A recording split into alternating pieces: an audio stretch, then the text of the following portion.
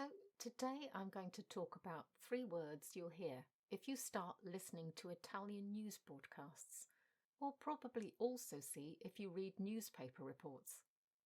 Two of them are very similar to English words, but we rarely hear them, certainly on the news. Learn these and you won't be scratching your head for quite so much of the time when you're trying to decipher what you're hearing.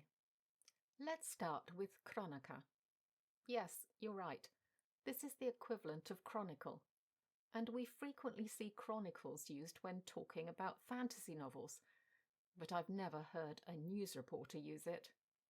Although it can be a factual report, and I believe used to be used for some newspapers, maybe still. However, it's used all the time in the Italian news reports I listen to. Here's what Reverso Context says.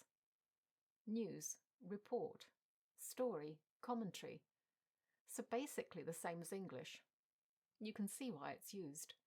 But just don't get images of knights and dragons when you hear it. It's your regular old news story. Next up is polemica. Polemic in English. Ever heard that in the news? Me neither.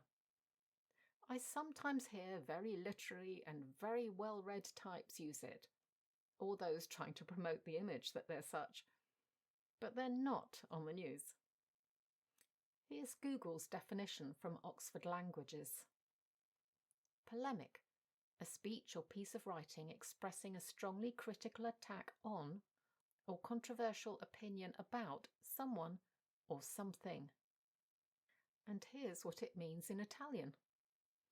Basically the same, but these individual words on Reverso Context bring it into context a bit better. You will hear it a lot. You just have to work out if it's a debate or a scandal.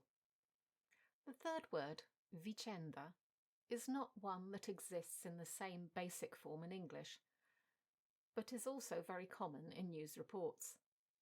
I'm pretty sure it's taught on Duolingo too. Here it is on Reverso Context again. As you can see, another word referring to news reports, but I think more related to events as such. So, now you're prepared.